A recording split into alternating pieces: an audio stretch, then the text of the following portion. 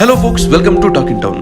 ನೀವಿನ್ನೂ ನಮ್ಮ ಚಾನಲ್ನ ಸಬ್ಸ್ಕ್ರೈಬ್ ಮಾಡಿಲ್ಲ ಅಂದರೆ ಈ ಕೂಡಲೇ ಸಬ್ಸ್ಕ್ರೈಬ್ ಮಾಡಿ, ಬೆಲ್ ಐಕಾನ್ ಪ್ರೆಸ್ ಮಾಡಿ, ಸೊ ದಟ್ ಎಲ್ಲ ವಿಡಿಯೋಗಳ ನೋಟಿಫಿಕೇಶನ್ ನಿಮ್ಮನ್ನು ಬೇಗ ತಲುಪುತ್ತೆ.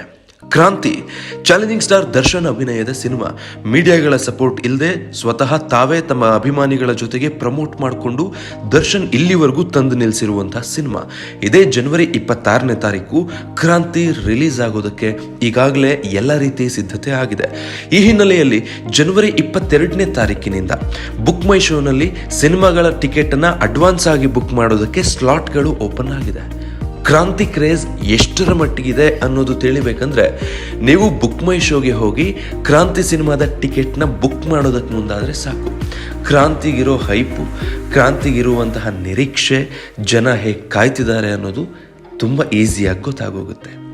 ಅದರಲ್ಲೂ ಮೈಸೂರಿನಲ್ಲಿ ಈ ಬಾರಿ ಎಕ್ಸ್ಪೆಷಲಿ ಅತಿ ವೇಗವಾಗಿ, ಇದುವರೆಗೂ ಯಾವ ಸಿನಿಮಾಗೂ ಕೂಡ ಇಷ್ಟು ವೇಗವಾಗಿ ಟಿಕೆಟ್ಗಳು ಸೋಲ್ಡ್ ಔಟ್ ಆಗಿ ಚಾನ್ಸೇ ಇಲ್ಲ. ಇದು ಒಂದು ರೀತಿ ರೆಕಾರ್ಡ್ ಅಂತ ಹೇಳಿದ್ರೆ ತಪ್ಪಾಗಲ್ಲ ಅನ್ಸುತ್ತೆ. ಅಷ್ಟು ವೇಗವಾಗಿ ಟಿಕೆಟ್ಗಳು ಫಿಲ್ ಆಗಿದ್ದನ್ನು ನಾವು ನೋಡಿದ್ವಿ. ಕೇವಲ 9 ನಿಮಿಷದಲ್ಲಿ ಬುಕ್ಕಿಂಗ್ಸ್ ಓಪನ್ ಆಗ್ತದೆ.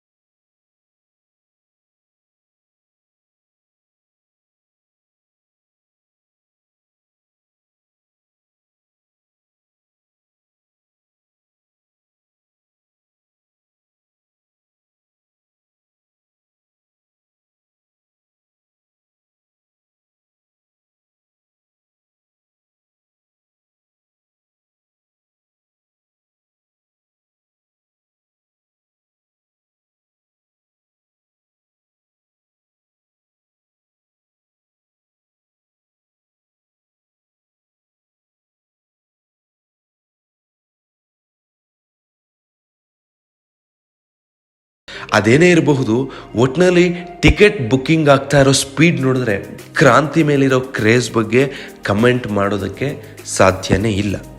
ಸಿನಿಮಾ ನೋಡಿದ ನಂತರದಲ್ಲಿ ಸಿನಿಮಾ ಮೇಲೆ ಯಾವ ರೀತಿ ಅಭಿಪ್ರಾಯ ಉಟ್ಕೊಳ್ಳುತ್ತೆ, ಸಿನಿಮಾ ಸಕ್ಸಸ್ಸಾ ಫೇಲ್ಯೂರಾ ಅದು ಸೆಕೆಂಡ್ರಿ.